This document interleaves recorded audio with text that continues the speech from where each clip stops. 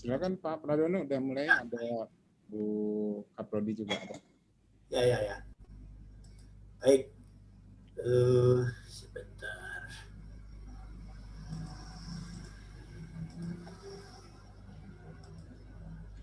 Saya mau kehilangan file.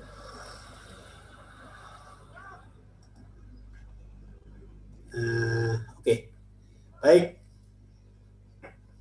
Terima kasih. Assalamualaikum warahmatullahi wabarakatuh. Salam sejahtera untuk kita semua. Dengan mengucap Bismillahirrahmanirrahim, saya menyatakan sidang terbuka pada siang ini dibuka.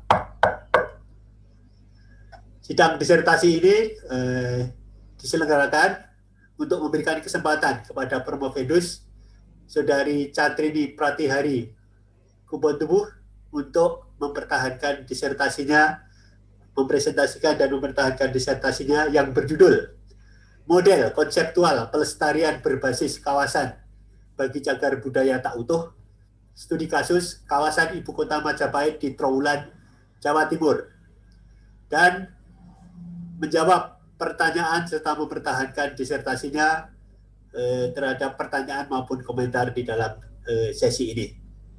Promovedus di dalam menuliskan disertasinya di bawah tim promotor yang terdiri dari Profesor Dr. E. Wijaya Martokusumo dari ITB sebagai promotor, Dr. Insinyur Denny Zulkaidi dari ITB sebagai co-promotor, Profesor Dr. Peter Brian Ramsey Kare dari UI sebagai co-promotor. Sedangkan penyanggah pada disertasi pada sesi ini adalah Dr. Arif Sarwowibowo dari ITB, Dr. Insinyur Wuryantari Kartijo dari ITB, Profesor Bambang Hari Wibisono PhD dari UGM. Hadirin yang saya hormati, selanjutnya saya memohon kepada promotor Profesor Dr. E. Wijaya Martokusumo untuk menyampaikan CV singkat dari Promovedus dan dilanjutkan dengan laporan pertanggungjawaban akademik atas diterimanya disertasi ini. Saya persilakan.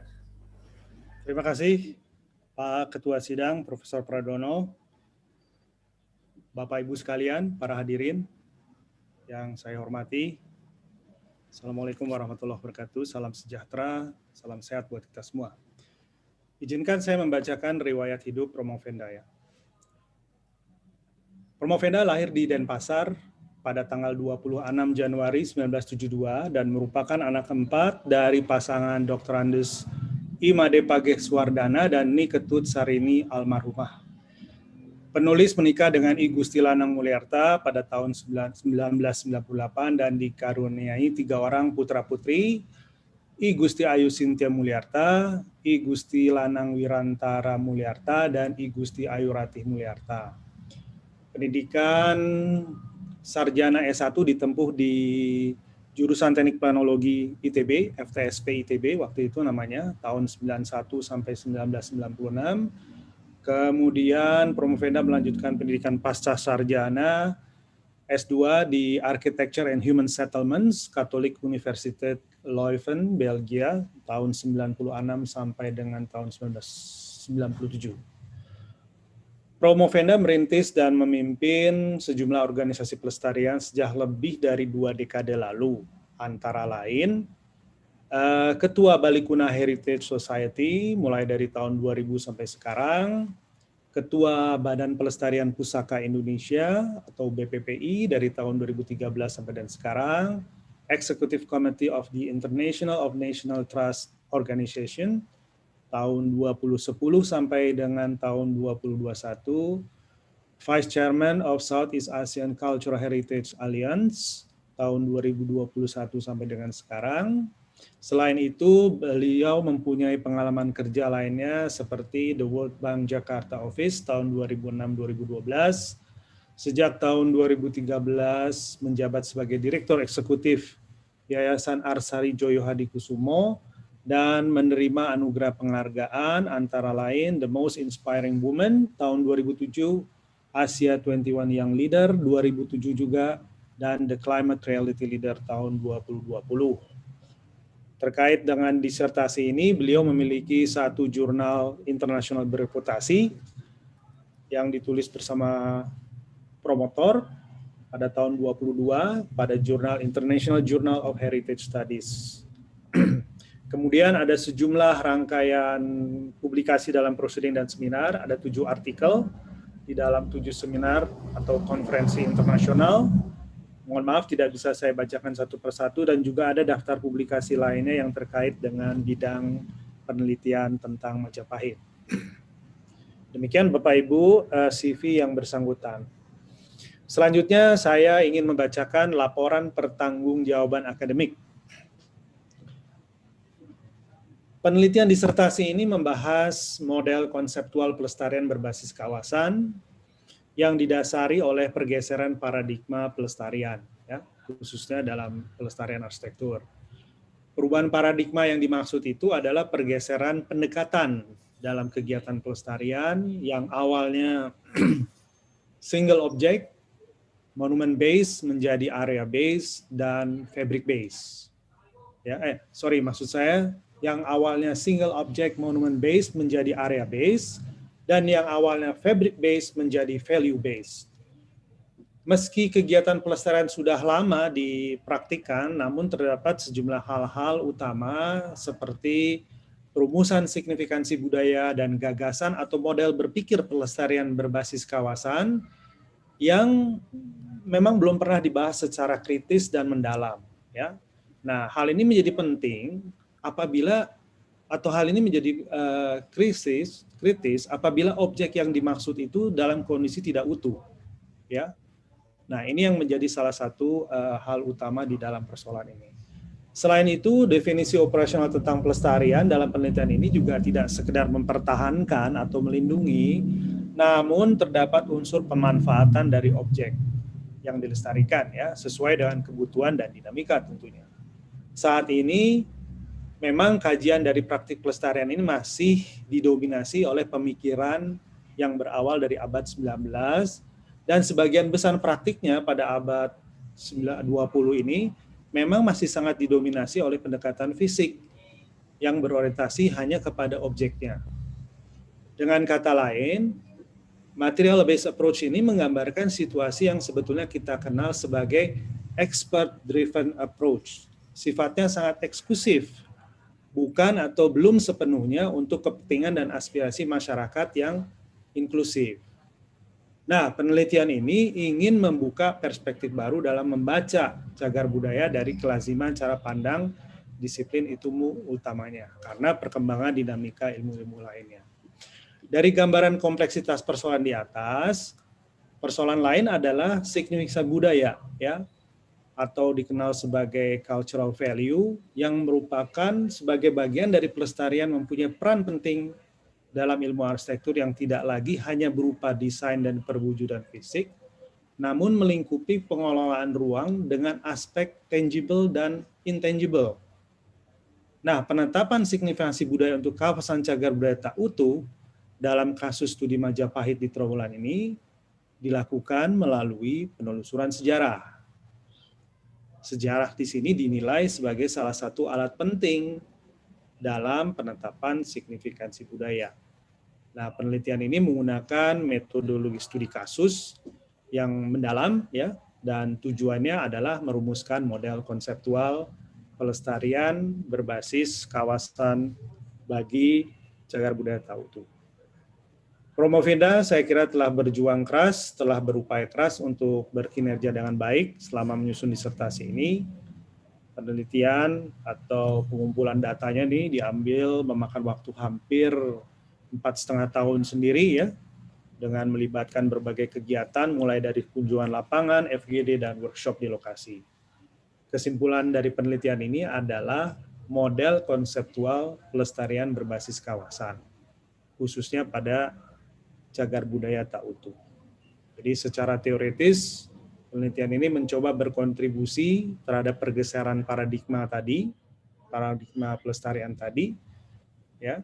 Kemudian penelitian ini juga menegaskan bahwa di dalam diskusi arsitektur, cagar budaya tidak bisa dilihat hanya sebagai sebuah objek yang berdiri sendiri, namun perlu ada konteks yang dilibatkan, konteks lingkungan yang lebih luas, khususnya dalam pemanfaatan cagar budaya.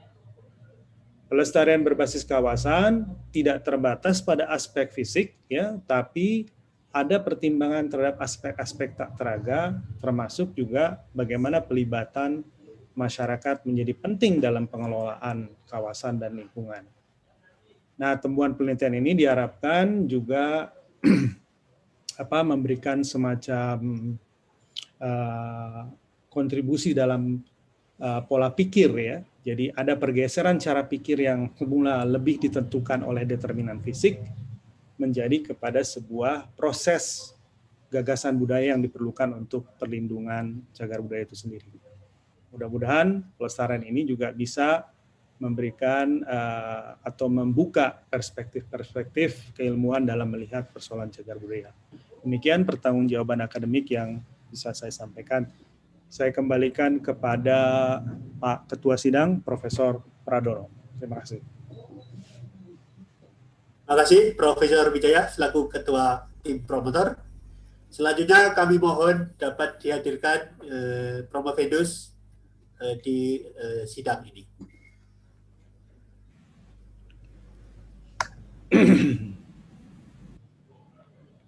Sudah siap? Oke. Saudari Promovendus, apakah saudari cukup sehat dan siap untuk melaksanakan sidang terbuka disertasi ini? Siap. Sudah disiapkan alat-alat tulis sekiranya nanti diperlukan? Sudah, Pak. Saudari Promovendus, saudari diberikan kesempatan untuk mempresentasikan hasil disertasi saudari maksimum 20 menit. Saya persilakan. Izin untuk mengecek suara, apakah suara saya terdengar jelas? Ya, terdengar di kami. Baik.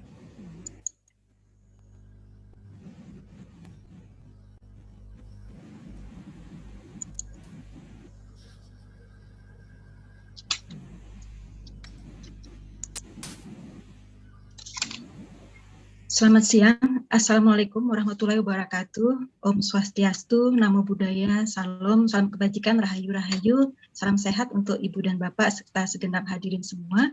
Yang terhormat pimpinan sidang, para anggota SPS ITB, KPPS dan Dekanat SAPPK ITB, tim pembimbing dan tim penguji, perkenankan saya memulai presentasi penelitian disertasi saya dalam program studi Dr. Arsitektur SAPPK ITB yang berjudul Model Konseptual Pelestarian Berbasis Kawasan bagi Cagar Budaya Tak Utuh, studi kasus kawasan Ibu Kota Majapahit di Trowulan, Jawa Timur.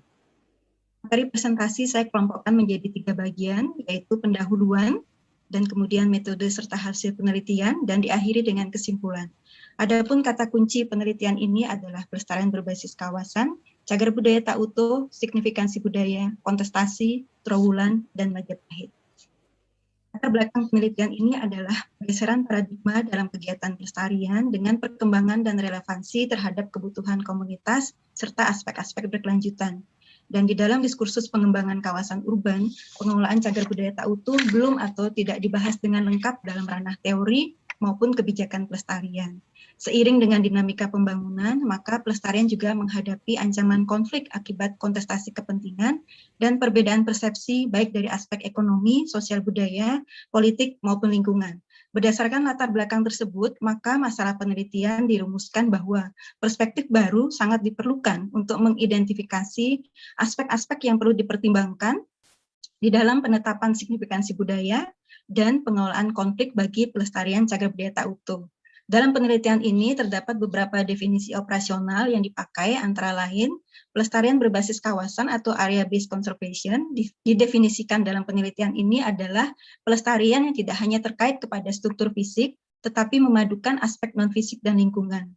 Kemudian cagar budaya tak utuh didefinisikan di dalam penelitian ini adalah cagar budaya yang merupakan bagian dari suatu kawasan cagar budaya di mana kondisi fisiknya tidak utuh lagi, rusak, hancur, bahkan ada yang hilang atau masih terpendam di bawah lapisan tanah. Kemudian signifikansi budaya didefinisikan di dalam penelitian ini adalah sebagai sebuah pernyataan tentang mengapa sebuah objek lanskap budaya, baik itu bangunan, struktur, ataupun tempat, menjadi penting untuk dilestarikan. Kemudian kontestasi juga didefinisikan di dalam penelitian ini bahwa secara konseptual, kontestasi adalah sebuah kontes atau kompetisi yang mungkin selama ini lebih populer dalam ranah politik, namun dalam konteks pelestarian, kontestasi adalah kontes atau kompetisi yang disebabkan oleh perbedaan persepsi atau cara pandang terhadap cagar budaya. Selanjutnya, tujuan penelitian adalah merumuskan model konseptual pelestarian berbasis kawasan bagi cagar budaya tak utuh, dan sasaran penelitian yang pertama adalah tersusunnya kerangka teoritik perluasan wacana cagar budaya sebagai landasan untuk merumuskan penanganan pelestarian cagar budaya tak utuh. Sasaran yang kedua adalah terumuskannya penetapan signifikansi budaya bagi cagar budaya tak utuh, dan sasaran yang ketiga adalah teridentifikasi dan terstrukturkannya kontestasi kepentingan serta perbedaan persepsi pemangku kepentingan dari aspek-aspek mendasar, yakni ekonomi, sosial budaya, politik, dan lingkungan. Selanjutnya, kerangka pikir penelitian adalah menunjukkan pola pikir dalam penelitian ini yang diawali dengan latar belakang tentang konteks perubahan paradigma dalam kegiatan pelestarian menuju perluasan wacana, dan belum adanya kejelasan tentang pembahasan cagar budaya tak utuh dalam teori pelestarian cagar budaya. Kemudian pada pola pemikiran tentang studi kasus adalah kaitan dengan kajian mengenai proses penetapan signifikansi budaya bagi cagar budaya tak utuh serta penstrukturan dari pengaruh kontestasi yang mengakibatkan konflik terhadap pelestarian, dan pemikiran untuk temuan serta kesimpulan yang merumuskan model konseptual dari pelestarian berbasis kawasan bagi cagar budaya tak utuh. Selanjutnya, kerangka teoretik pelestarian adalah memuat teori-teori yang dipakai sebagai landasan dalam penelitian ini, yaitu teori yang terkait dengan ranah keilmuan dari penelitian ini di bidang arsitektur, yaitu pemikiran bahwa pelestarian dalam ilmu arsitektur adalah mencakup lingkungan binaan dan juga lingkungan alami. Dan beberapa teori yang mendasari antara lain adalah teori dari Tisdale dan kawan-kawan pada tahun 1996 yang menyebutkan bahwa pada awalnya pelestarian hanya berorientasi kepada bangunan sebagai monumen, struktur lama, dan artefak lainnya. Namun dalam perkembangan kegiatan pelestarian, maka cakupannya menjadi tidak hanya sekedar persoalan teknis bangunan. Pelestarian berkaitan erat dengan ruang terpadu yang dibentuk oleh masyarakat dalam mewadahi nilai-nilai signifikansi budaya melalui pengolahan yang lebih partisipatif dan demokratis seperti yang diungkapkan oleh pakar Olbasli pada tahun 2008. Dan perkembangan pemahaman pelestarian juga sejalan dengan munculnya gagasan lanskap budaya atau cultural landscape yang mewadahi interaksi masyarakat dengan sistem sosial dan lingkungan dalam membentuk ruang identitas. Ini pendapat dari pakar Taylor dan Lennon tahun 2012.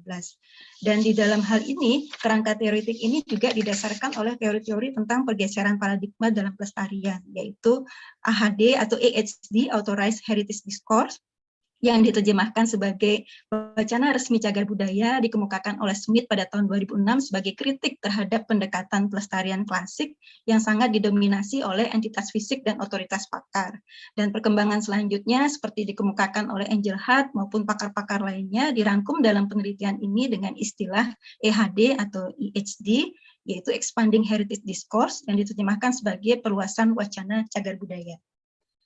Dan juga dalam kajian penelitian ini diamati tentang pergeseran paradigma dalam bentuk lini masa yang dirangkum dari tahun 1960 hingga masa kini. Pencermatan terhadap lini masa dalam setiap dekade menunjukkan perubahan yang disebabkan baik oleh kemunculan piagam maupun konvensi, serta undang-undang maupun teori-teori baru yang dikembangkan oleh para pakar. Dan perluasan wacana itu dimulai pada tahun 1980-an hingga kini yang mulai memperluas pemahaman pelestarian terhadap hubungan manusia dengan aktivitasnya, kaitan dengan dinamika perubahan, kemudian munculnya lanskap budaya, serta pemahaman yang menguat dari tradisi timur dengan munculnya dokumen Nara yang membuka wawasan tentang autentisitas atau keaslian bisa dilihat dari aspek non-fisik dan sangat tergantung dari interpretasi komunitasnya. EHD ini kemudian semakin menguat pada tahun 2010 hingga kini dengan mulai munculnya prinsip-prinsip pelestarian berbasis kawasan secara kuat dan dorongan untuk memperhatikan lingkungan ekologis yang semuanya menjadi landasan dalam penelitian ini. Dalam lini masa terlihat pula bahwa perhatian tentang cagar budaya tak utuh belum dibahas secara jelas, sehingga penelitian ini semakin terdorong untuk memfokuskan perluasan wacana pelestarian pada cagar budaya tak utuh untuk melengkapi keterbatasan ini. Kerangka teoritik yang telah diuraikan dalam beberapa teori-teori sebelumnya rangkum dalam bagian berikut ini, yaitu landasan pertama tentang pergeseran paradigma dari gagasan awal pelestarian, dan selanjutnya berangkat dari pemahaman teori-teori tersebut, maka penetapan signifikansi budaya untuk cagar budaya tak utuh dirumuskan dari sejarah yang dipakai sebagai salah satu cara dalam penelitian ini untuk mengidentifikasi aspek-aspek yang perlu dipertimbangkan dalam penetapan signifikansi budaya bagi cagar budaya tak utuh. Dan sejalan dengan itu, identifikasi persepsi dan kepentingan serta konstrukturan kontestasi dipahami untuk memetakan apakah kegiatan itu akan selaras dengan pelestarian atau common interest, ataukah akan bertentangan dengan pelestarian atau menimbulkan conflicting interest dengan pelestarian. Dan selanjutnya pengelolaan konflik melalui koalisi advokasi menjadi teori yang dipakai sebagai landasan kajian untuk kemudian merumuskan model konseptual. Dalam penelitian ini, metode penelitian yang dipakai adalah metode kualitatif terhadap studi kasus tunggal dan mendalam secara konstruktif dan interpretatif. Pengembangan teori dilakukan berdasarkan pola makna dan interaksi. Teknik analisis sinkronik dan diakronik dilakukan dalam penelusuran sejarah. Dan penstrukturan kontestasi menjadi landasan bagi pengelolaan konflik terhadap pelestarian, termasuk selanjutnya adalah keputusan bersama diambil melalui proses koalisi advokasi. Selanjutnya, kerangka proses penelitian dalam gambar berikut ini menjelaskan tentang tahapan proses yang dilalui dalam penelitian ini, mulai dari pendahuluan, kajian teoritik, metodologi, analisis, sintesis, dan luaran. Dan kesemua tahapan didasari oleh perluasan wacana pelestarian bagi cagar budaya tak utuh. Selanjutnya, saya memasuki pada studi kasus, yaitu pemilihan Trowulan sebagai studi kasus penelitian ini adalah berdasarkan pertimbangan bahwa Trowulan merupakan kawasan cagar budaya yang memiliki cagar budaya utuh dan sebagian besar cagar budayanya tidak utuh. Kemudian sebaran objek cagar budaya tersebar dalam jarak yang berjauhan atau scatter, berada di antara pemukiman penduduk, kebun, sawah, dan lahan yang sebagian besar adalah kepemilikan pribadi. Trowulan juga memiliki beragam tantangan dalam dinamika pembangunan, antara lain posisinya di dalam kawasan permukiman yang padat dan jalur lalu lintas antar provinsi yang ramai. Terjadi pula konflik-konflik terhadap pelestarian di Trowulan akibat perbedaan kepentingan dan persepsi dari para pemangku kepentingan. Penelitian ini mencakup wilayah studi kasus penelitian di lokasi terpadat sebaran objek cagar budaya yang berada di lingkup Kecamatan Trowulan, Kabupaten Mojokerto, Provinsi Jawa Timur. Dalam gambar ditunjukkan dengan warna merah muda. Kemudian orientasi dari wilayah kerajaan Majapahit abad 13 dan 14 Masehi, di mana gambar ini adalah menunjukkan bahwa pusat Majapahit yakni di Trowulan ditunjukkan dengan titik merah, dan daerah inti Majapahit adalah di Jawa Timur dan seputarnya, dan kemudian daerah kekuasaan Majapahit yang tersebar di Nusantara bahkan meliputi beberapa negara asing seperti Thailand, Myanmar, Vietnam, dan Kamboja. Dalam penetapan kawasan cagar budaya nasional pada tahun 2013, Trowulan disebutkan wilayahnya meliputi Kabupaten Mojokerto dan Jombang. Namun dalam kajian penelitian ini dan juga diawali oleh kajian FIB UI terhadap SK dari kawasan cagar budaya nasional tahun 2013 nomor 260 ditemukan bahwa wilayah KCBN tersebut seharusnya dikoreksi hanya juga meliputi kota Mojokerto, tidak hanya Kabupaten Mojokerto dan Kabupaten Jombang, dan juga tidak hanya meliputi 49 desa tetapi 43 desa karena ada beberapa duplikasi nama dalam penyebutan SK. Kemudian selanjutnya penelitian ini juga membagi babakan sejarah Trowulan menjadi 3 babak utama, yaitu masa kejayaan pada saat Kerajaan Majapahit didirikan pada tahun 1293 dan puncak kejayaan pada tahun 1389, di mana Prabu Hayam Wuruk adalah puncak dari masa kejayaan Majapahit. Kemudian babakan yang kedua adalah masa pudar tahun 1389 sampai 1815 setelah turun tahtanya Prabu Hayam Wuruk dan mengalami masa surut di Majapahit, kemudian masa kehancuran dan masa sunyi.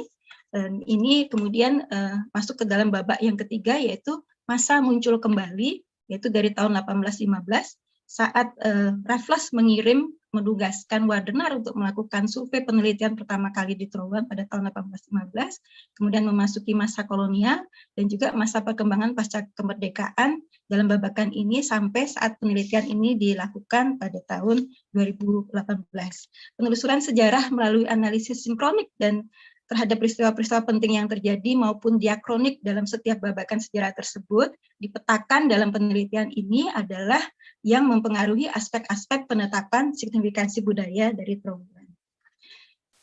Gambar ini saya ingin menyampaikan suasana dari hasil observasi lapangan bahwa sebagian besar kondisi objek cagar budaya di Trowulan tidak utuh lagi, sebagaimana ditunjukkan dalam gambar kiri bawah adalah temuan arkeologis yang sudah tidak utuh lagi ditemukan di halaman belakang rumah penduduk. Kemudian gambar kanan atas adalah Candi Brahu yang sudah dipugar oleh waktu itu adalah Depdikbud. Namun belum semuanya bisa utuh dikembalikan ke wujud semula. Dan kemudian gambar kanan bawah adalah reruntuhan Candi Watu Sumpa yang saat ini hanya berupa serakan batu bata di areal persawahan milik penduduk dan belum tertangani. Kemudian dari dinamika pembangunan di Trowulan dapat ditunjukkan dalam gambar-gambar berikut, di mana Trowulan adalah permukiman padat, dilewati jalur transportasi antar provinsi yang ramai, kemudian terdapat juga potensi kontestasi yang besar yang mengakibatkan konflik akibat perbedaan persepsi pemerintah, swasta maupun masyarakat. Salah satu di antaranya adalah ancaman dari perajin linggan atau batu bata tradisional, di mana para perajin ini menggali tanah yang penuh dengan tinggalan arkeologis yang harus dipakai untuk memproduksi batu batanya. Data tahun 2017 menunjukkan adanya 488 titik di 11 desa di Kecamatan Trowulan yang jumlahnya cukup besar dan pasti mempengaruhi kegiatan pelestarian di sana. Penelitian ini juga melanjutkan hasil-hasil temuan dari penelitian sebelumnya untuk dikembangkan. Salah satu di antaranya adalah pemakaian peta kepupagaan Mojokerto tahun 1921 yang disusun oleh Kromo Adinegoro, Bupati Mojokerto, yang menginterpretasikan adanya tembok keliling dari kawasan inti Majapahit. Selain itu terdapat teknologi georeferensi peta yang dilakukan oleh Gompers dan kawan-kawan pada tahun 2014, yang menghasilkan georeferensi peta dari hasil survei Wardena pada tahun 1815, Terhim pada tahun 1948, dan semuanya didasarkan dengan uraian Kakawin Negara Kertagama. Peta tersebut telah membantu penelitian ini untuk memastikan keakuratan dari uraian dalam data sejarah dengan kondisi aktual.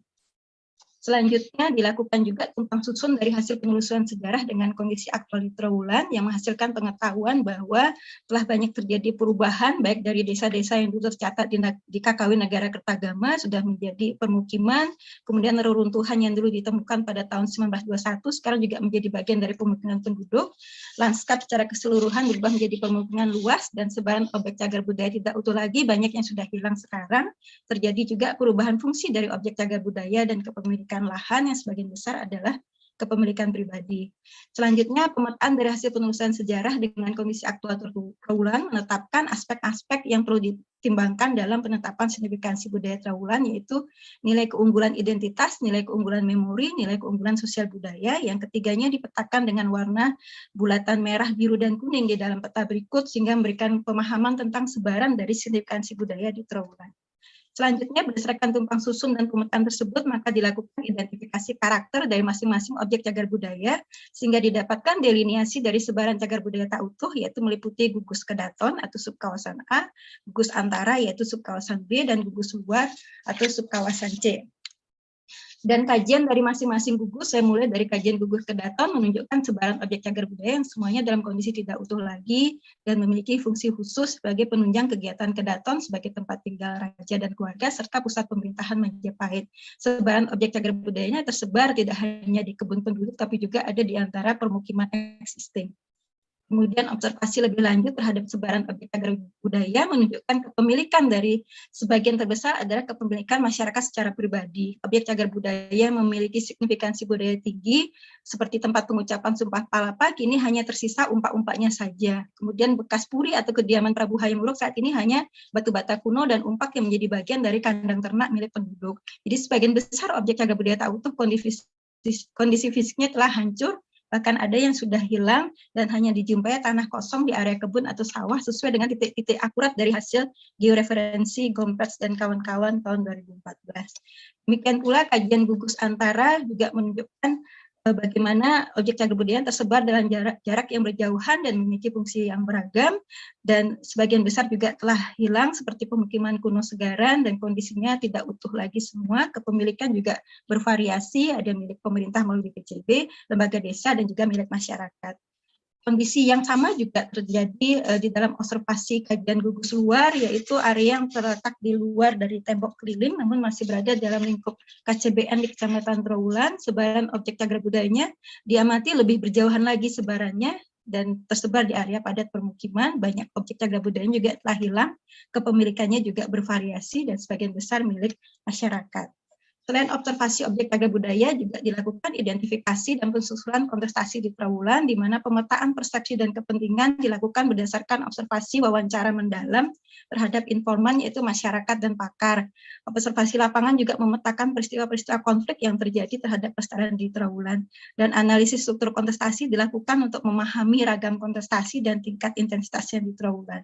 Dari hasil identifikasi kontestasi ditemukan beragam pengaruh kontestasi berdasarkan keempat aspek mendasar, yaitu ekonomi, sosial budaya, politik, dan lingkungan.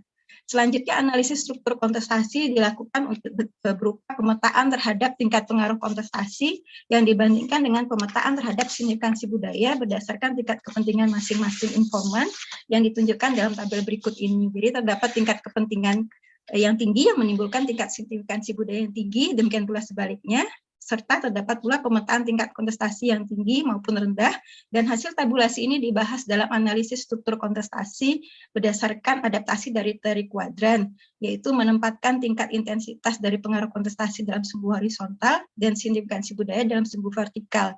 Dan posisi yang kemungkinan dapat terjadi adalah apabila kontestasi rendah sementara tingkat signifikansi budaya tinggi, maka itu dipastikan bisa dilakukan pelestarian.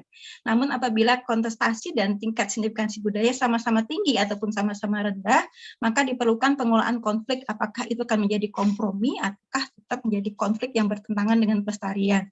Dan kondisi yang ketiga adalah apabila kontestasi tinggi dan signifikansi budaya rendah, sehingga ini akan terjadi penghapusan pelestarian, sehingga perlu ada antisipasi seperti dokumentasi untuk menyiapkan berbagai hal apabila cagar budaya itu akhirnya dihapuskan. Dan selanjutnya semua hal tersebut dikelola dalam sebuah teori pengolahan konflik, yaitu koalisi advokasi yang dilakukan berdasarkan beberapa tahapan, yaitu yang pertama, sebagaimana kajian ini dilakukan, memahami tentang signifikansi budaya dan kontestasi, meningkatkan kepedulian masyarakat dan semua segenap pemangku kepentingan, membagi peran untuk negosiasi dan berbagai kegiatan dukungan, menyediakan kebijakan pendukung, menyusun dokumentasi apabila antisipasi terhadap penghapusan pelestarian, dan perumusan keputusan bersama. Dan di akhir presentasi ini, yaitu perumusan dari model konseptual, ada beberapa hal kunci yang menjadi pemikiran dari hasil kajian penelitian, bahwa yang pertama, cagar budaya tidak sekedar objek semata, tetapi merupakan objek sebagai bagian dari kawasan yang lebih luas, ya, dalam hal ini ecological concern. Dan yang kedua, cara pandang pelestarian berbasis kawasan atau area based conservation menjadi landasan dari model konseptual ini. Pelestarian berbasis kawasan merupakan model untuk pengolahan objek cagar budaya tak utuh. Dan kemudian ketidakutuhan objek pada suatu setting lingkungan perlu dilengkapi dengan argumen mengapa objek tersebut layak untuk dilestarikan. Dan yang kelima, pergeseran paradigma membuka perspektif baru di dalam menafsirkan konsep autentisitas dan integritas sebagai dasar penetapan signifikansi budaya. Jadi meski objek yang dilestarikan adalah tunggal ataupun jamak, utuh ataupun tak utuh, maka kawasan atau sekeliling lingkungan menjadi hal penting dan mutlak dipertimbangkan. Dalam gambar berikut ditunjukkan bahwa kebaruan dari model konseptual dari penelitian ini ditunjukkan dalam warna abu-abu, sementara gagasan klasik pelestarian dengan warna putih. Dan terakhir, saya menyampaikan temuan penelitian sesuai dengan pemenuhan sasaran yang telah ditetapkan di awal. Yang pertama adalah tersusunnya teori-teori yang mendukung pembahasan pelestarian berbasis kawasan bagi cagar budaya tak utuh, yaitu teori pelestarian berbasis kawasan, teori penetapan signifikansi budaya bagi cagar budaya tak utuh, teori penstrukturan kontestasi, teori pengolahan konflik terhadap pelestarian. Dan terdapat temuan mengenai kebaruan dari penetapan signifikansi budaya dalam dimensi non-fisik. Dan yang ketiga adalah penstrukturan kontestasi dari aspek ekonomi, sosial budaya, politik, dan lingkungan dengan penetapan pengaruhnya terhadap pelestarian.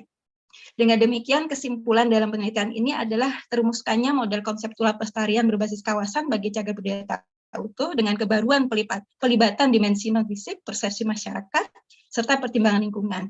Selanjutnya, implikasi teoritik dan rekomendasi adalah membuka pemahaman baru tentang dimensi non-fisik, pelibatan komunitas, serta perhatian pada lingkungan. Yang kedua adalah pelestarian berbasis kawasan tidak terbatas pada aspek fisik, tetapi pertimbangan terhadap aspek-aspek tak teraga, menjadi penting dalam pengolahan setting kawasan dan lingkungan yang kondisinya tak utuh. Keterbatasan penelitian ini adalah keberadaan objek cagar budaya banyak yang masih terpendam di bawah lapisan tanah. Dan yang kedua adalah keterbatasan dalam verifikasi dokumen dan data sejarah, di mana usianya lebih dari 727 tahun, dan kemudian keterbatasan waktu dan kendala dalam pelaksanaan observasi lapangan, serta dampak dari pandemi. saran dan penelitian lanjutan. Yang pertama adalah penelitian pendalaman tentang pemahaman dimensi non-fisik, dan yang kedua adalah penelitian lanjutan tentang uji coba model konseptual dalam praktis.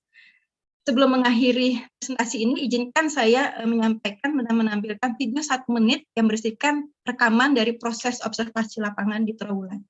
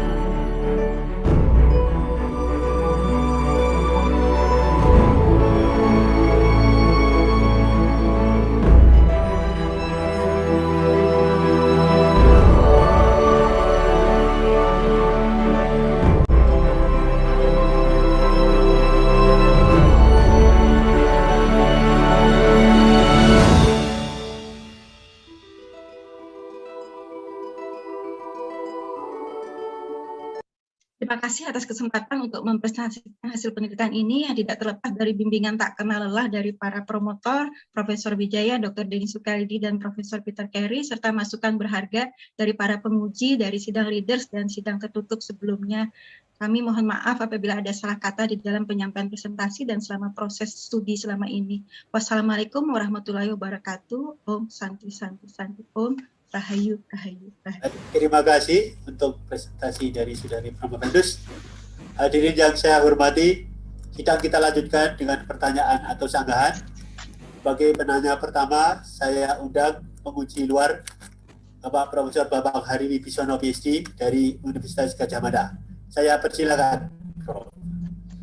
Baik, terima kasih Bapak Pimpinan Sidang Terbuka yang saya hormati dan Saudara Promovendus. Saudara Catrini, pertama-tama izinkan saya memberikan satu apresiasi ya kepada Promovendus atas terselesaikannya disertasi dengan topik yang sangat menarik ini ya. Saya secara pribadi sangat senang dan menikmati membaca dan merasa belajar tentang sesuatu yang baru, terutama dengan novelty dari topik Anda yang berupa berbasis kawasan untuk cagar budaya yang tidak utuh ini ya, jadi belum banyak yang melakukan penelitian untuk hal yang seperti ini. Namun pada kesempatan ini saya ingin menyampaikan beberapa butir pertanyaan yang perlu ditanggapi oleh Saudara Promovendus. Yang pertama, tidak terlalu prinsip sih, saya yakin betul bahwa Promovendus pasti bisa memberikan suatu penjelasan, tetapi cukup menggelitik ini ya.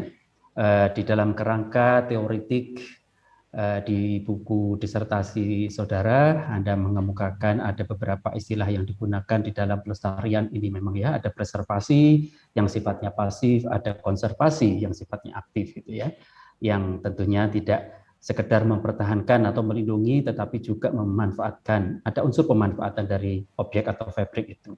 Namun pertanyaan saya yang pertama adalah, mengapa di dalam judul Saudara Anda menggunakan istilah pelestarian, tidak menggunakan istilah konservasi ya, padahal barangkali mungkin untuk kasus Majapahit ini, barangkali muatan dengan dinamika yang berkembang di masyarakat ya, di dalam pemanfaatan objek atau fabrik itu mungkin menonjol gitu ya. Itu yang pertama. Kemudian untuk yang kedua, di dalam disertasi Saudara Anda juga mengemukakan, saya kira sebagai salah satu rujukan di dalam mengembangkan pendekatan ini, adanya sejumlah konvensi-konvensi UNESCO mulai dari yang tahun paling tua 1972 sampai kemudian yang terbaru ada 2013 gitu ya. Saya tidak perlu menyebutkan itu konvensi apa saja, tapi tadi di dalam lini masa juga muncul itu tadi di situ. Yang mana di situ sebetulnya konvensi-konvensi juga ikut menggambarkan bagaimana terjadinya pergeseran paradigma pelestarian tadi. Nah, Dari temuan-temuan yang saudara sudah kemukakan tadi atau didapatkan melalui penelitian ini, relevansinya terhadap konvensi-konvensi UNESCO yang Anda kemukakan ada 5 konvensi di situ, khususnya yang dari UNESCO itu. Apa kira-kira dari temuan ini, ya, relevansi terhadap konvensi tadi? Apakah hanya sekedar di latar belakangi saja oleh konvensi tersebut, gitu ya? Atau memang ada satu relevansi yang sangat spesifik dalam hal ini, ya, termasuk apakah juga nanti ke depan situs Majapahit ini juga memiliki satu potensi misalnya untuk kemudian atau berpeluang memiliki satu outstanding universal values, begitu ya, yang kemudian situs Majapahit pun juga memiliki kesempatan untuk bisa dinominasikan sebagai salah satu World Heritage Site-nya Indonesia. Itu yang kedua. Dan yang terakhir, yang ketiga, model konseptual yang saudara hasilkan ini sangat menarik sekali, gitu ya. Saya kira meskipun masih bersifat konseptual dan perlu diuji lebih lanjut, tadi sudah Anda rekomendasikan. Dan ini saya kira juga memiliki satu peluang untuk nantinya dikembangkan sebagai satu bentuk decision making support system, gitu ya, dalam satu perencanaan. Apakah itu nanti perencanaan tata ruang atau mungkin lebih terkait dengan pengelolaan situs bersejarah seperti Trowulan ini, gitu ya. Nah, di situ terdapat adanya satu dialektik atau diskurs antara varian kontestasi dan juga signifikansi budaya. Barangkali mungkin Saudara Promovendus bisa memberikan satu penjelasan yang lebih spesifik, atau mungkin satu contoh yang menonjol bagaimana terjadinya adanya satu pertentangan antara varian kontestasi itu dengan adanya satu signifikansi budaya tertentu yang kemudian perlu diambil satu keputusan dalam bentuk seperti apa. Demikian mungkin pertanyaan 3 butir yang saya sampaikan kepada Promovendus untuk bisa diberikan tanggapan ataupun penjelasan selanjutnya. Terima kasih. Terima kasih Profesor Bambang. Silakan berikan respon dalam maksimum 7 menit. Terima kasih Prof. Bambang. Untuk ketiga pertanyaannya, saya mulai dengan untuk pertanyaan yang pertama mengenai judul memakai kata pelestarian. Ini sebagaimana dijelaskan di dalam kajian mengenai teoritik yang dipakai sebagai landasan dalam penelitian ini. Pertama memang dibuat pencermatan terhadap istilah konservasi maupun preservasi, dan ternyata untuk Indonesia sendiri kata yang tepat adalah pelestarian, karena satu ada penggabungan dari konservasi itu sendiri, tetapi di dalam beberapa kegiatan pelestarian juga tidak terlepas ada juga upaya preservasi di dalamnya.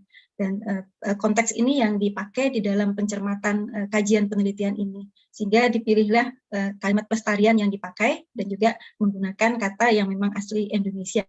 Demikian untuk yang nomor 1, Prof.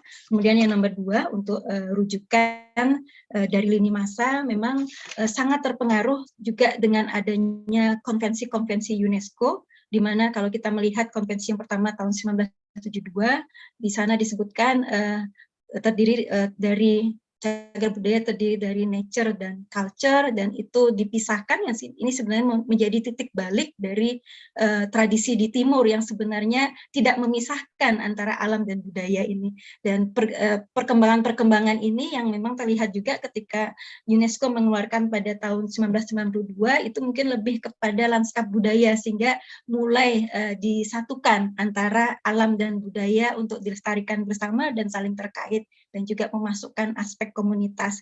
Dan selanjutnya juga di 2003 mulai masuk tentang intangible, dan kemudian di 2005 lebih kepada integritas yang lebih kuat lagi. Nah, ini sebenarnya juga memberikan sebuah arahan bahwa di dalam tingkat dunia pun terjadi perkembangan dari paradigma dalam pelestarian itu, dan hal-hal yang memungkinkan untuk di dunia timur tentunya tidak bisa langsung mengadaptasikan karena ternyata muncul juga paradigma baru di dalam dunia timur yang sekarang menjadi apa yang kita lakukan sekarang dalam konteks pelestarian.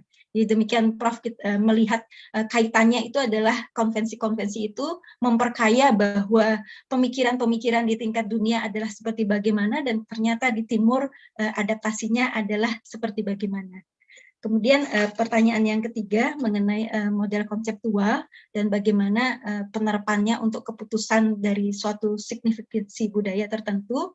Dari kajian penelitian ini saya mencermati bahwa perubahan yang terjadi bahwa sebelumnya itu semua keputusan pelestarian adalah otoritas pakar dan berdasarkan entitas fisik. Namun dari model konseptual ini kelihatan bahwa dari kebaruan itu pelibatan terhadap persepsi masyarakat itu menjadi hal penting sehingga tidak hanya otoritas pakar tapi bagaimana juga masyarakat yang akan meneruskan di dalam aspek-aspek keberlanjutan dalam kehidupan kesehariannya menjadi juga pola yang penting. Dengan demikian maka pelestarian yang diputuskan tentunya tidak bisa hanya berdasarkan keputusan satu sisi secara teoritis dan akademis, tapi juga bagaimana pendapat pakar tersebut. Ketika perumusan signifikansi budaya pun demikian, bahwa masyarakat pun berperan di dalam memahami signifikansi budaya yang ada.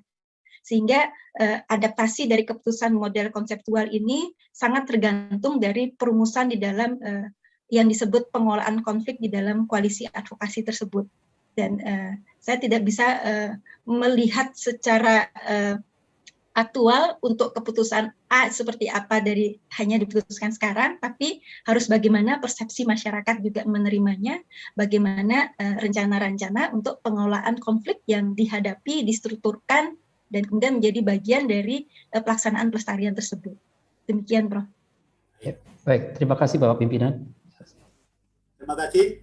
Selanjutnya saya undang Dr. Wuryantari Kartijo selaku peneliti. Ya. Baik, terima kasih banyak atas kesempatannya. Pertama saya mengucapkan selamat pada Prof. Movenda ya, karena mengambil kasus yang begitu menarik gitu, dan di sini saya akan bertanya langsung kepada temuan yang menurut saya menarik ya, yang penting dalam disertasi ini, yaitu tentang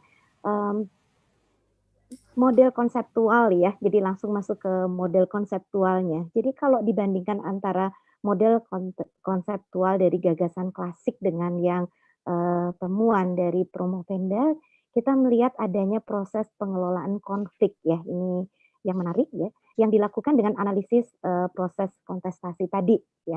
Nah, mungkin bisa dijelaskan ya keistimewaan atau kekuatan dari proses identifikasi atau penstrukturan kontestasi tersebut dan juga kelemahannya apa begitu. Kenapa ini ditanyakan? Karena terkait ya, apabila model ini digunakan untuk kasus lain gitu, apakah ini berupa satu yang khusus atau bisa diangkat menjadi lebih general untuk kasus-kasus lainnya.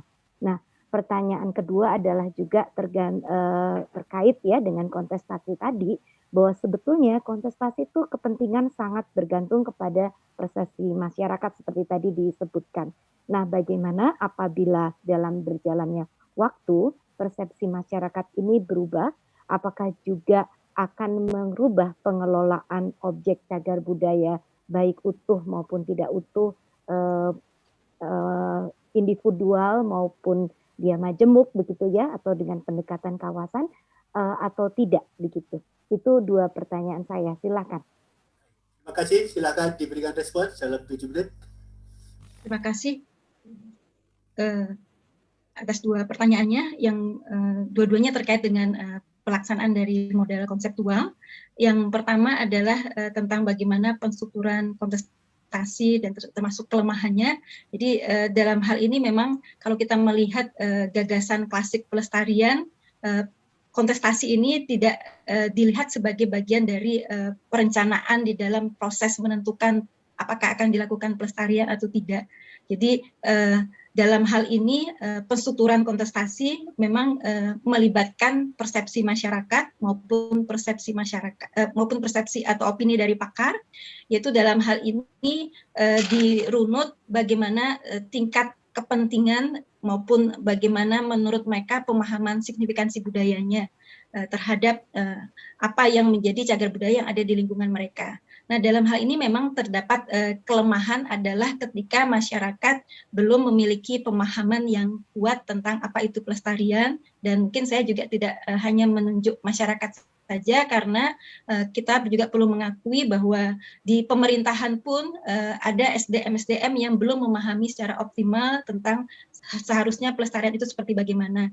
Nah, kelemahan inilah yang terkadang termasuk juga dengan bagaimana kegiatan-kegiatan penilaian pada gagasan klasik yang terutama sangat didasari oleh entitas fisik yang menyebabkan terjadinya kontestasi karena persepsi mereka terhadap signifikansi itu berbeda.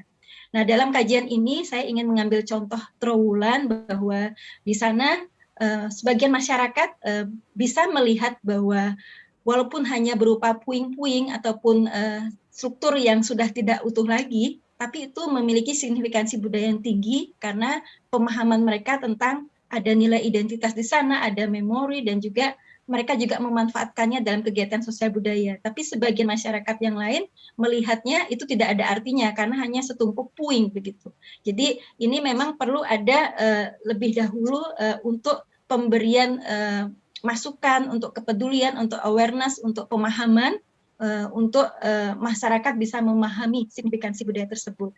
Nah, pensuturan kontestasi ini yang dilakukan dalam model konseptual memang memerlukan waktu yang tidak instan karena prosesnya adalah setelah mengetahui kontestasi tersebut perlu ada verifikasi dulu juga dengan pakar dan ada diskusi untuk mengarahkan kepada kesepakatan bahwa itu betul signifikan atau tidak. Jadi ada proses seperti itu yang mungkin untuk di Indonesia terkadang itu merupakan sebuah kelemahan atau kendala karena ada batasan waktu untuk melakukan keputusan pelestarian, tetapi proses yang paling optimal untuk bisa memastikan keberlanjutannya adalah ketika masyarakat itu terlibat, masyarakat itu juga menjadi bagian pengambil keputusan bersama-sama pemerintah dan pemangku kepentingan yang lainnya, sehingga pelestarian yang dilakukan juga dijaga dan dilakukan aspek keberlanjutannya oleh masyarakat. Itu yang pertama, Bu. Kemudian yang kedua tentang persepsi masyarakat terhadap perubahan ya. Memang perubahan itu adalah keniscayaan dan pelestarian itu adalah pengelolaan dari perubahan, sehingga apa yang mungkin pada masa lalu itu adalah signifikan, belum tentu bahwa sekarang itu tetap signifikan. Ini mungkin harus menjadi sebuah pemahaman untuk semua orang bahwa itu semua adalah dinamika yang segala sesuatu bisa berubah, sehingga kalau saya melihat kajian penelitian di Trowulan ini, kalau melihat dari kegiatan sosial budaya, beberapa kelompok masyarakat masih melakukan tradisi tersebut dan merasakan keyakinan mereka untuk meneruskan itu, tapi beberapa mulai berhenti melakukan karena merasa berbeda dengan kepercayaan yang dianut saat ini. Jadi ini ada dinamika juga, sehingga di sini memang perlu tetap selalu duduk kembali dan mengupdate apa sebenarnya yang signifikan yang bisa diteruskan ke masa berikutnya. Demikian, Bu, dari kajian penelitian kami. Baik, terima kasih. Terima kasih. Selanjutnya pertanyaan akan disampaikan oleh Dr. Eng Arif Sarwowibowo dari ITB. Saya persilakan. Ya, terima kasih pimpinan sidang. Baik, sebelumnya saya juga mengapresiasi apresiasi yang tinggi pada Promovenda yang telah berusaha melakukan penelitian yang terhadap hal yang mungkin masih tanda petik abu-abu ya dan jarang diteliti ya, yaitu kawasan cagar budaya tak utuh ya, sehingga menjadi lebih jelas posisi, sifat, dan sikapnya terhadap keilmuan arsitektur. Nah, dalam kesempatan ini mungkin juga kurang lebih juga menyambung ya dari pertanyaan penguji pertama dan kedua ya, yang saya ingin tanyakan. Saya tertarik dengan kutipan di awal disertasi Anda ya, yaitu mengutip dari Ashworth ya. Kalau saya bacakan di sini, saat ini pelestarian bukan lagi dipandang sebagai pembekuan terhadap tinggalan dari masa sebelumnya, tetapi mengakomodir perubahan-perubahan yang menyertainya. Pelestarian adalah pengelolaan, perubahan, dan atau management of change. Nah, dalam hal yang menyangkut objek penelitian yang diambil oleh Promovenda ya, menurut Promovenda sendiri, sebenarnya perubahan-perubahan apa yang dan apa sampai di batas mana gitu perubahan-perubahan tersebut itu diperkenankan ya dan dapat diakomodir dalam konteks kekinian. Itu yang pertama pertanyaannya. Lalu yang selanjutnya kedua, kalau kita melihat kawasan cagar budaya tak utuh ya, dalam hal ini kawasan ibu kota Majapahit Trawulan adalah contoh yang terbaik ya untuk kawasan cagar budaya tak utuh di Indonesia saat ini. Namun tidak tertutup kemungkinan masih banyak terdapat situs-situs lain ya yang mungkin serupa dan belum tergali gitu.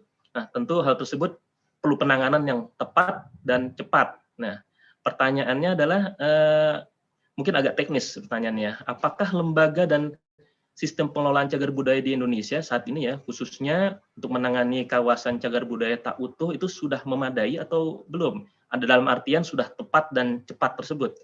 Dan jika memang belum memadai, menurut Promovenda, apakah yang harus dibenahi ya, baik itu secara teknis ya, lalu bagaimana cara pembenahan mungkin struktur kelembagaannya atau sistem pelaksanaannya di lapangan.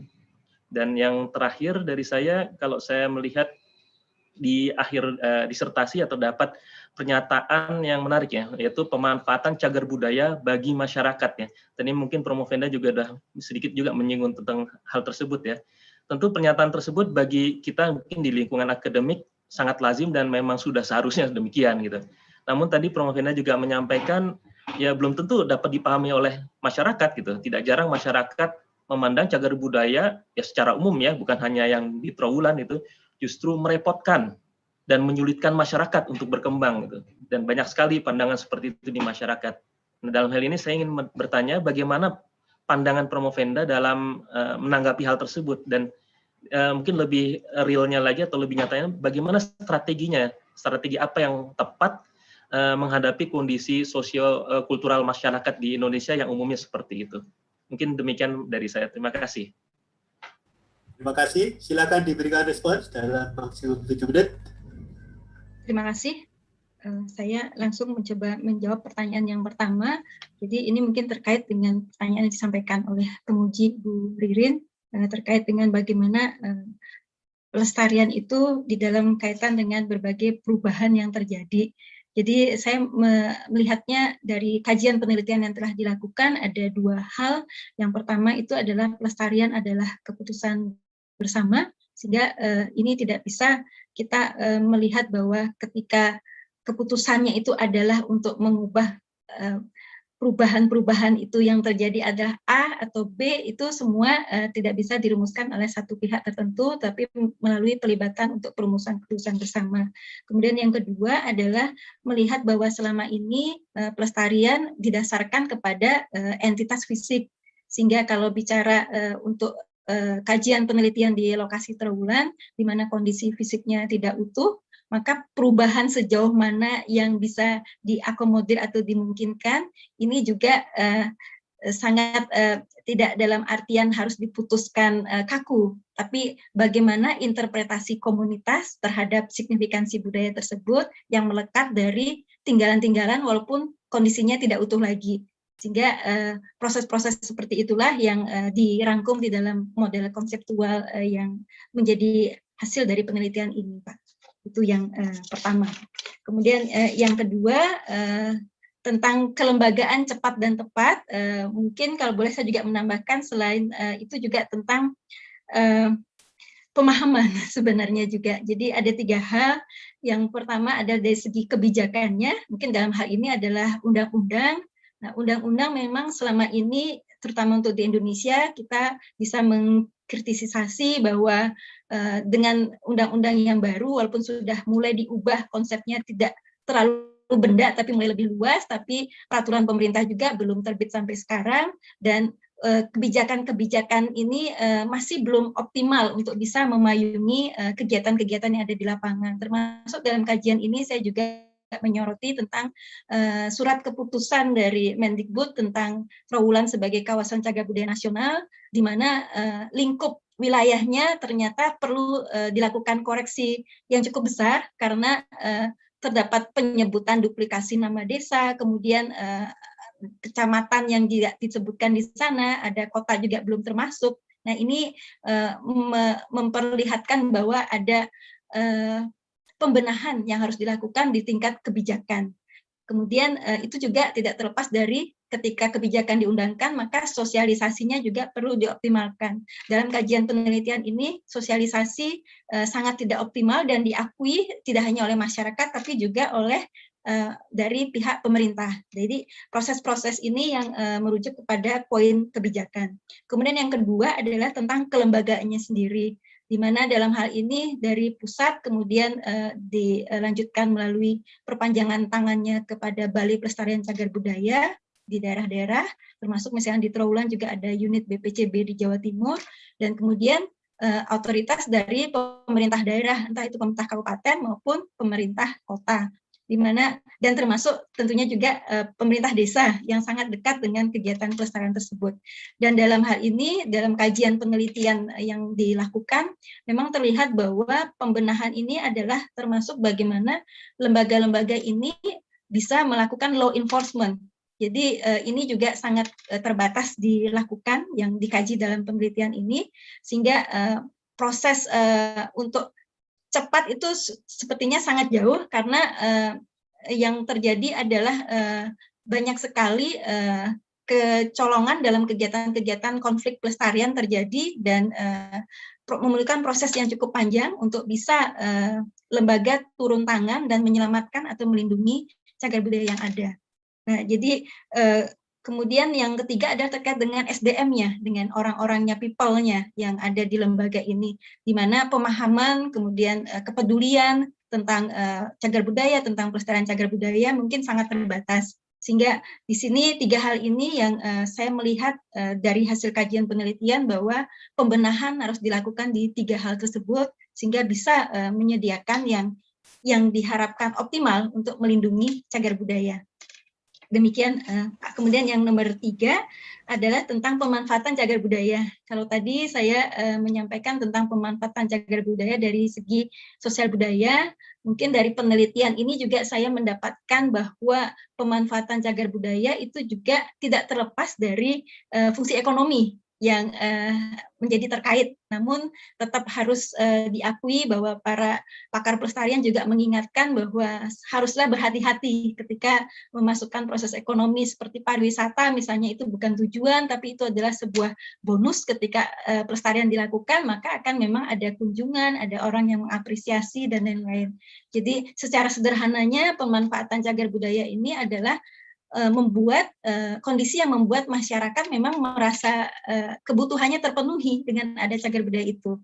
Kalau dari sisi sosial budaya, mungkin tidak hanya tradisi yang bisa dipenuhi di sana, tapi juga mereka menyelenggarakan kegiatan-kegiatan sosial budaya di cagar budaya tersebut. Untuk ekonomi adalah bagaimana masyarakat mendapatkan peluang pekerjaan, aktivitas ekonomi yang mendukung keberadaan cagar budaya. Demikian, Pak. Terima kasih. Selanjutnya saya mengundang tim promotor untuk menyampaikan pertanyaannya. Dari Promovendus dibimbing selain dari ITB juga dari UI. Saya undang Profesor Dr. Peter Brian Repsikeri untuk menyampaikan pertanyaannya. Saya persilakan.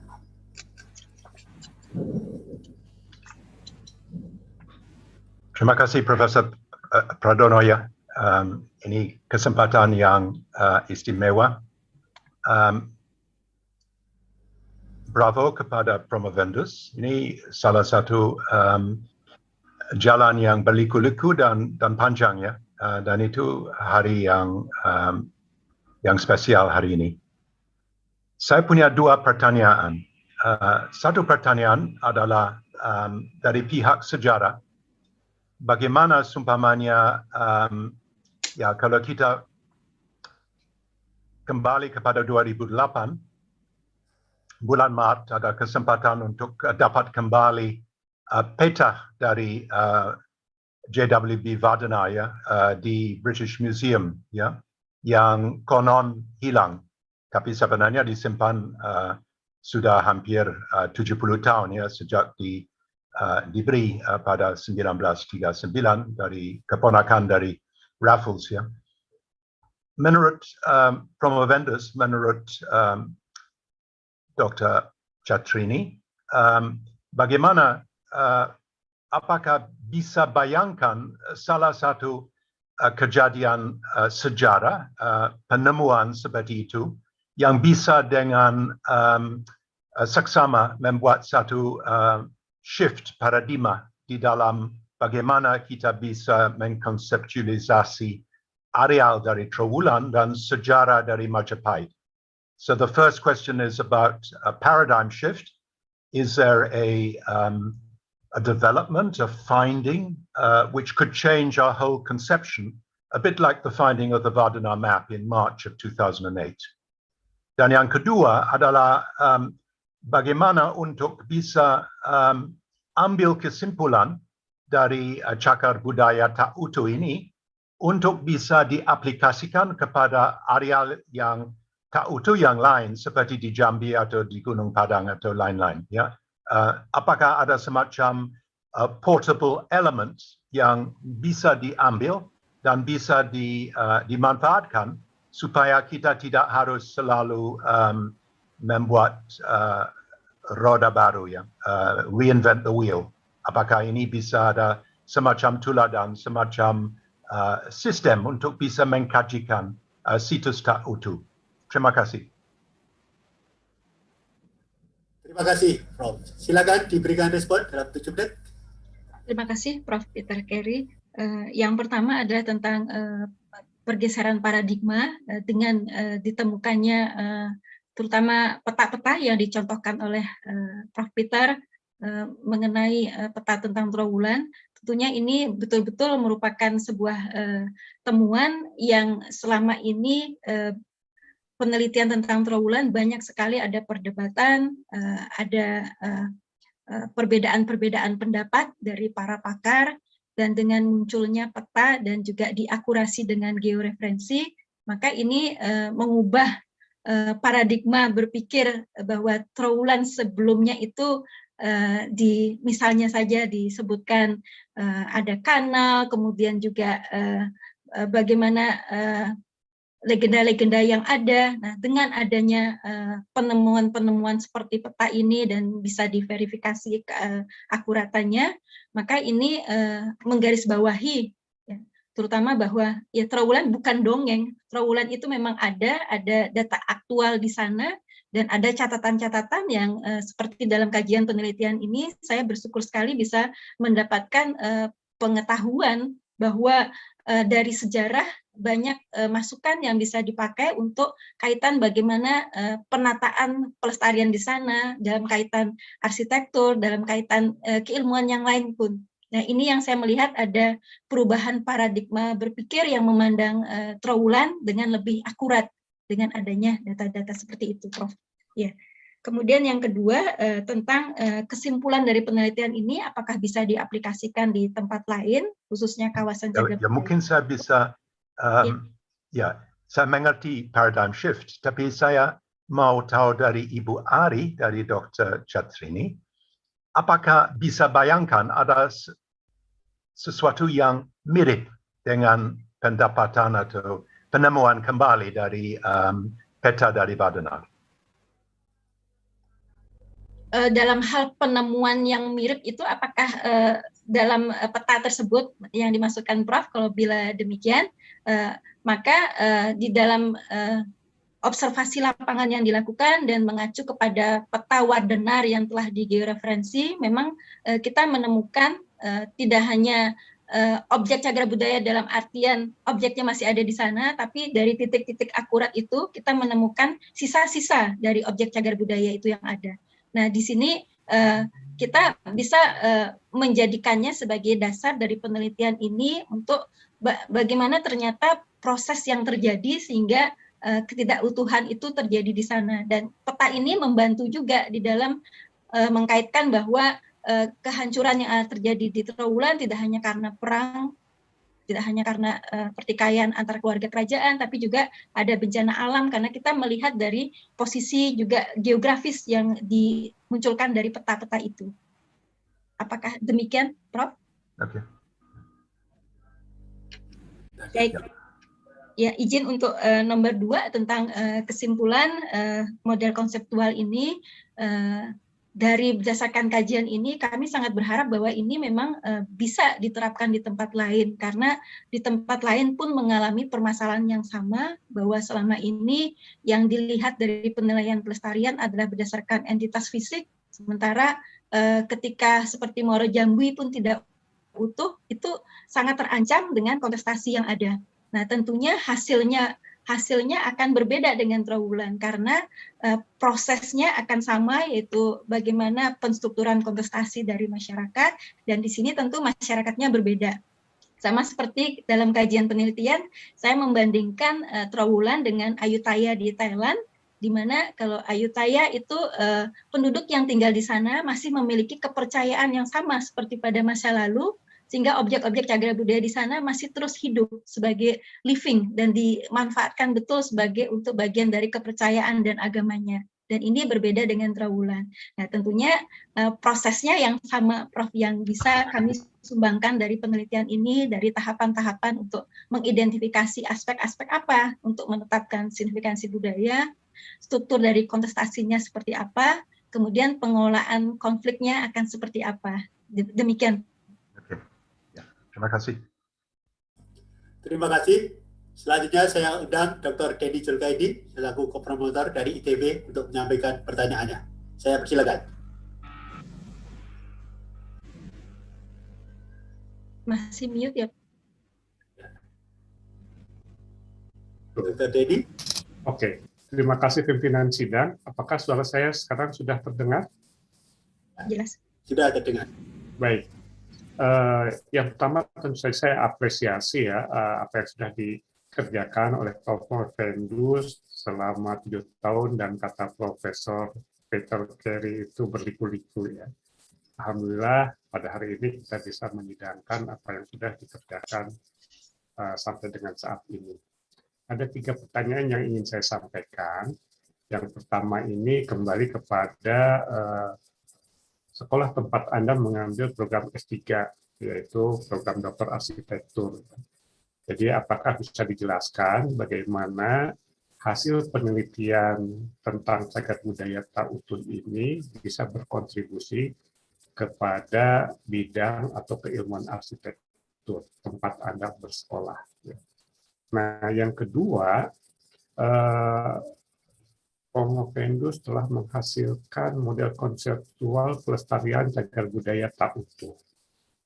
Apakah bisa dijelaskan kebaruan dari model konseptual tersebut dibandingkan dengan model-model terakhir yang ada, atau yang sudah berkembang sampai dengan akhir-akhir ini? Apakah itu perbedaan di dalam tahapannya, prosedurnya, metode atau teknik analisisnya, maupun metode pengelolaannya, penanganannya. Nah, pertanyaan ketiga ini berkaitan dengan pengujian lebih lanjut ya. Jadi yang Prof. Morfendus hasilkan ini adalah masih model konseptual. Apabila kita ingin meyakinkan bahwa model ini reliable, applicable, dan bisa pastikan keampuhannya, kira-kira pengujian apa yang diperlukan untuk menjamin bahwa model ini tadi ya bisa difinalkan, gitu. Bukan konseptual lagi, tapi bisa real diaplikasikan. Kira-kira apakah punya bayangan hasil pengujiannya itu?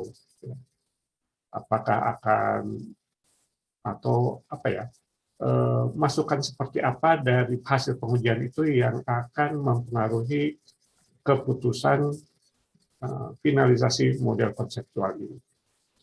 Terima kasih. Ya, terima kasih. Silakan diberikan respon dalam 7 menit. Baik, terima kasih untuk pertanyaannya, Pak Denny. Yang pertama itu adalah mengenai kontribusi untuk keilmuan arsitektur. Di dalam kajian penelitian ini memang pelestarian sebagai bagian dari kegiatan di arsitektur memang melandasi dari penelitian yang dilakukan, dan dari hasil proses yang dilalui, kontribusi yang dapat diberikan bahwa satu, adalah mengenai bagaimana pelibatan dimensi non-fisik di dalam keilmuan arsitektur ketika melakukan pelestarian. Jadi ini menjadi salah satu kontribusi untuk ilmu arsitektur dalam bidang pelestarian, dan juga kaitan dengan penguatan pemahaman tentang aspek lingkungan, bahwa dalam selama ini kegiatan pelestarian mungkin melihat cagar budaya itu hanya sebagai sebuah objek semata, tapi dengan lingkup arsitektur ini pemahaman itu diperkuat bahwa objek itu adalah bagian dari suatu lingkungan yang luas. Jadi bagaimana keterkaitannya, bagaimana perannya di dalam aspek-aspek ekologi dari kegiatan pelestarian itu bisa dilakukan. Nah, ini kontribusi terhadap keilmuan arsitektur yang kami dapatkan dari penelitian ini. Jadi beberapa hal untuk memperkaya teori-teori pelestarian yang dilakukan dari penelitian ini. Dan ini juga terkait dengan model konseptual, bahwa kebaruannya itu salah satunya adalah munculnya teori-teori yang baru, seperti dalam artian bagaimana teori pelestarian berbasis kawasan itu bisa diterapkan di dalam pelestarian cagar budaya tak utuh dengan proses yang dilakukan dalam kajian penelitian. Kemudian ada teori tentang penetapan signifikansi budaya yang melibatkan dimensi non-fisik juga menjadi tambahan kontribusi terhadap keilmuan arsitektur, dan juga bagaimana penstrukturan dari kontestasi juga menjadi kontribusi penting, bahwa selama ini mungkin itu tidak menjadi bagian yang prioritas atau terlupakan, tapi itu ternyata adalah bagian penting untuk bisa memahami konflik dan mengelola konflik yang menjadi bagian dari tahapan kegiatan pelestarian. Dan kebaruannya tentunya adalah juga di dalam penanganan dalam artian pendekatan-pendekatan yang dipakai, bahwa dari awal kajian penelitian ini mencoba untuk melihat bahwa pendekatan yang bisa dipakai itu adalah pendekatan yang berbasis kawasan. Jadi konteksnya itu dibuat sebagai bagian dari lingkungan, kemudian juga dimensi non-fisik untuk melihat suatu cagar budaya tidak hanya dari keberadaannya, tidak hanya dari appearance-nya, tapi juga bagaimana aspek-aspek non-fisik itu menjadi hal yang perlu dipertimbangkan di dalam penentuan signifikansi budayanya. Nah, di dalam uji model konseptual ini, sebenarnya ini juga menjadi bagian ketertarikan kami untuk melihat dari ujung hasil penelitian ini bisa diaplikasikan. Dan saat ini yang bisa dilihat dari kajian yang sudah dilakukan adalah contoh dari apa yang sudah dilakukan di koalisi advokasi yang dilakukan dicontoh di Amerika Serikat ataupun di Cina yang sudah menerapkan ini, tapi itu selama ini memang baru kepada entitas fisik, yaitu kawasan kota tua atau kota bersejarahnya. Nah, kalau kita membawa konteksnya adalah kawasan cagar budaya tak utuh, tentu di sini uji cobanya itu adalah selain tahapan-tahapan yang sudah disebutkan di dalam penelitian ini, juga ada proses-proses misalnya di dalam perumusan untuk antisipasi. Nah, ini juga bagian dari kebaruan, bahwa selama ini kita berbicara tentang perencanaan pelestarian, ujungnya adalah harus dilestarikan. Mungkin belum secara optimal ada kejelasan bahwa ujungnya itu bisa dua, bisa dilestarikan dan bisa tidak dilestarikan. Sehingga ada proses antisipasi seperti penyusunan dokumentasi yang baik, kemudian bagaimana pengemasannya nanti ketika terjadi penghapusan pelestarian. Nah, jadi kembali kepada pembuktiannya ini, memang yang sangat perlu dicoba itu adalah untuk kaitan menggali persepsi masyarakat dan juga opini pakar tentang perubahan-perubahan paradigma yang diterapkan di dalam model konseptual ini, Pak. Baik, pertanyaan terakhir akan disampaikan oleh Ketua Tim Promotor. Saya persilakan Profesor Wijaya Martokusumo untuk menyampaikan pertanyaannya. Saya persilakan. Ya, apakah suara saya bisa didengar? Bisa. Baik, terima kasih Pak Ketua Sidang, Profesor Pradono. Ibu Ari, kita akhirnya sampai juga pada masa-masa saat-saat yang ditunggu-tunggu ya. Selamat sebelumnya. Baik, tadi beberapa penyanggah maupun promotor sudah bertanya terkait model konseptual ya, kemudian strategi, kontestasi, istilah ya. Nah, saya juga ada beberapa pertanyaan, namun saya lebih kepada prospek ke depan daripada apa yang sudah Ibu lakukan ya. Ada 3 pertanyaan saya ya, setelah saya putuskan 3 sajalah. Pertanyaan pertama ya, Bu Ari, tolong nanti dijawab. Saya akan bacakan pelan-pelan sekaligus 3 pertanyaan ya. Siap ya Bu ya? Ya. Baik, yang pertama, sejauh mana pendapat Anda tentang isu authenticity yang sering kali kita diskusikan, yang selalu senantiasa diasosiasikan secara terbatas pada keutuhan kondisi objek cagar budaya, dengan adanya munculnya kesadaran dan pengakuan terhadap peranan dari aspek tak teraga di dalam pelestarian. Itu ya pertanyaannya. Yang kedua saya lanjut. Bagaimana Promovenda bisa menjelaskan tentang peluang pengembangan substansi untuk penelitian sejenis, khususnya tentang kajian dan wacana pelestarian cagar budaya tak utuh di Indonesia. Ya, saya kira Trowulan bukan satu-satunya ya. Yang terakhir pertanyaan saya, bagaimana saran Anda terhadap tindak lanjut penelitian terkait salah satu aspek yang Anda sampaikan tadi, pelibatan masyarakat, khususnya jika kita kaitkan dengan dinamika sosial budaya masyarakat Indonesia saat ini. Itu pertanyaan ketiga. Ada 3 pertanyaan ya. Silakan Bu Ari. Silakan diberikan respon. Ya. Terima kasih Prof. Wijaya. Yang pertama adalah sejauh mana tentang isu autentisitas atau keaslian dari kajian penelitian ini yang dapat saya kemukakan bahwa kajian penelitian ini dengan didasari bahwa segala sesuatu yang pada awalnya itu di gagasan klasik pelestarian adalah berdasarkan entitas fisik, kemudian ini bergeser paradigmanya menjadi non-fisik. Ini juga mempengaruhi bagaimana isu autentisitas itu dipahami. Jadi ini juga melihat dalam lini masa, kita melihat dengan munculnya dokumen Nara di Jepang pada tahun 1994, itu juga memunculkan bahwa autentisitas tidak lagi hanya berdasarkan kondisi fisik atau keutuhan fisik, tapi berdasarkan kepada aspek-aspek non-fisik, nilai-nilai yang diyakini oleh masyarakat. Jadi sangat tergantung dari interpretasi dari komunitas yang mendukung atau yang berada di lingkungan cagar budaya tersebut. Nah, jadi isu autentisitas ini memang sejalan dengan kajian penelitian ini, bahwa penilaiannya tidak lagi hanya berdasarkan fisik, tapi juga melibatkan dimensi non-fisik. Dan keberadaan dari autentisitas maupun integritas ini menjadi bagian penting di dalam penetapan signifikansi budaya. Demikian Prof. untuk yang pertama. Kemudian yang kedua adalah tentang peluang pengembangan substansi sejenis. Ini adalah dalam kaitan selama ini memang kalau kita berbicara dengan keilmuan arsitektur dan sering dikaitkan dengan aspek-aspek fisik, maka peluang pengembangannya ini adalah untuk lebih mendalami lebih luas lagi dimensi non-fisik di dalam mulai dari proses perencanaan, perancangan, dan juga dalam proses pemanfaatan yang sudah direncanakan tersebut.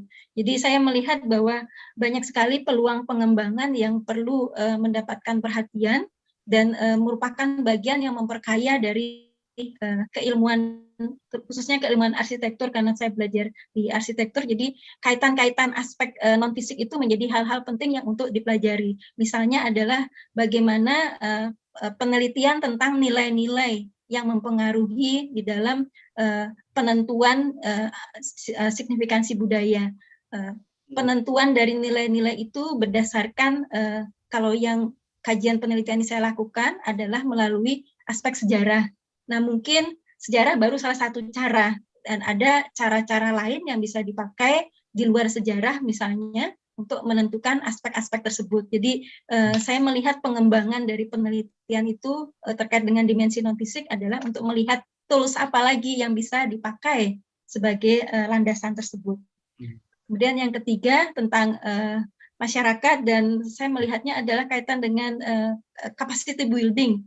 Jadi pengembangan kapasitas, pembangunan kapasitas tentang pelestarian, karena selama ini memang cagar budaya, pelestarian, apalagi pada masa klasik itu masih dianggap oleh milik salah satu disiplin ilmu, dan akhirnya berkembang menjadi multidisiplin, dan itu juga terjadi di masyarakat bahwa pemahamannya pun masih sangat terbatas, sehingga tetap perlu ada baik dari akademisi maupun dari praktisi untuk membekali tentang pemahaman-pemahaman yang lebih luas kepada masyarakat, termasuk dalam kaitan kajian penelitian ini bahwa sangat jelas dicermati selama ini masyarakat pun melihat cagar budaya ataupun terkait dengan kegiatan pelestarian adalah dari entitas fisiknya, sehingga ini pun perlu dibekali dengan lebih optimal. Demikian.